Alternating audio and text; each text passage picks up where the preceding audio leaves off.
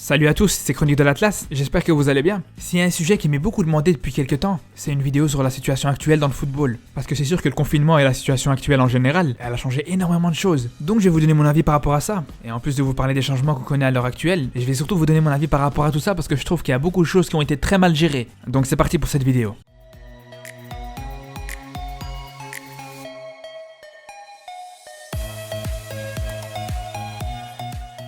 Bon, je pense que le premier problème après le confinement, ça a été le nombre énorme de blessures à cause de la surcharge de travail pour les joueurs depuis qu'ils ont repris, vu qu'ils sont passés de 5 mois sans jouer à des matchs aujourd'hui quasiment tous les 3 jours. Et ça, je pense que c'est un gros problème. D'ailleurs, il y a plein de joueurs qui se plaignent de ça. Et honnêtement, je peux les comprendre. Parce que c'est vrai qu'à première vue, on va se dire ouais, ils sont payés des millions, donc faut pas non plus qu'ils commencent à se plaindre. Mais d'un autre côté, ça reste des êtres humains. Et c'est pas parce qu'ils sont payés des millions que c'est des machines qui sont programmées pour jamais se blesser. Et c'est là où je trouve qu'il y a beaucoup d'erreurs qui ont été faites par rapport à ça. Parce que là, les hautes instances du football, ils font quoi? Ils se disent on va essayer de rattraper l'argent qu'on a perdu et on va les faire jouer un maximum en supprimant aucune compétition et en gardant vraiment un calendrier bien rempli. Alors que justement, c'est la dernière chose à faire. Parce qu'en plus de voir des footballeurs comme des esclaves, qui sont juste faits pour distraire le peuple et à faire gagner de l'argent à ceux qui s'occupent du football, c'est surtout que la situation elle peut mal tourner. Parce que tu peux les obliger à jouer autant que tu veux, y a pas de problème. Mais tu peux pas les obliger à pas se blesser. Et ça, si dans 3-4 mois, quand les matchs importants ils vont arriver, que ce soit en Champions League, à l'Euro ou dans les championnats nationaux, quand il y aura personne qui s'intéressera à ces matchs-là, parce que la plupart des grandes stars elles sont blessées, là faudra pas pleurer. Et ça faudra pas être surpris, c'est comme ça que ça marche. À force d'abuser avec ton jouet, tu finis par le casser, c'est comme ça. Par contre, je dis pas qu'il faut arrêter les matchs, loin de là. Mais bon, t'es dans une saison compliquée, où les joueurs ils sont restés à l'arrêt pendant longtemps, et ils ont une préparation d'avant-saison qui a été perturbée. Donc franchement, à quoi ça sert de garder les compétitions secondaires comme la Coupe de France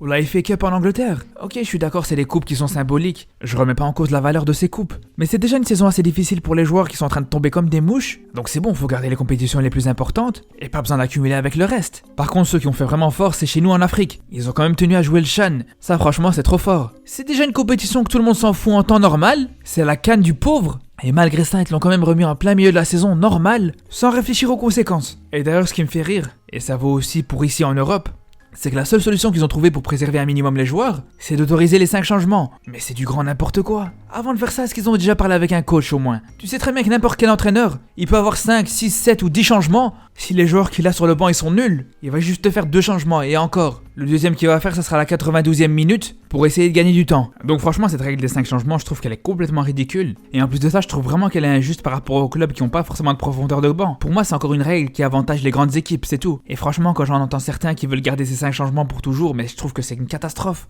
Après qu'on autorise un changement en plus ou même 2 dans un match avec des prolongations, ça y a pas de souci. Mais quand dans un match normal de 90 minutes, t'as 5 changements par équipe, donc en tout 10 changements, je trouve que c'est beaucoup trop. Parce que même si on peut les faire en 3 fois maximum, on va pas se mentir, un double changement ou un triple changement, ça met toujours plus de temps. Il faut le temps que les 2 joueurs y sortent. Puis attendre que le 4ème arbitre il annonce le changement sur le panneau. Après, faut que le premier joueur y rentre. Puis le 4ème arbitre doit encore annoncer le 2ème changement. Et seulement après ça, le 2ème joueur il peut rentrer. Franchement, juste à le dire, ça m'a déjà saoulé. D'ailleurs, par rapport à ça, les équipes qui voudront perdre du temps, quand t'as 5 changements, tu peux vite être très créatif. Et en plus de ça, moi ce qui me dérange avec ces 5 changements, je trouve que c'est pas normal que dans un match, une équipe elle a le droit de changer la moitié de son équipe. Parce que sur les 10 joueurs de champ qui sont sur le terrain, si tu utilises ces 5 changements, c'est la moitié de l'équipe qui est remaniée. Donc franchement, on aura beau me dire ce qu'on veut, mais venez pas me dire que les 5 changements ça peut permettre plus de possibilités pour permettre au coach de créer du beau jeu. Parce que c'est tout simplement impossible. Déjà qu'avec 11 joueurs c'est très difficile de créer des automatismes, ça demande des semaines et des semaines de préparation. Mais avec 16 joueurs qui se remplacent les uns les autres à chaque match, mais là ça devient inimaginable. D'ailleurs, je pense que c'est aussi pour ça qu'il y a beaucoup de coachs qui utilisent pas ces 5 changements. Après, peut-être que le seul avantage de ces 5 changements, c'est que ça permet un peu plus aux jeunes d'avoir leur chance. Et d'ailleurs, je trouve que cette saison, il y a eu énormément de jeunes qui ont l'occasion de s'exprimer et faire leurs preuves. Sinon, maintenant que j'ai parlé des risques de blessures qui sont augmentés et de la règle des 5 remplacements, il y a un point qu'on est obligé d'aborder quand on veut parler des changements dans le football depuis la reprise après le confinement. Et c'est tout simplement l'absence des supporters. D'ailleurs, pour moi, c'est peut-être le plus gros problème actuel dans le football.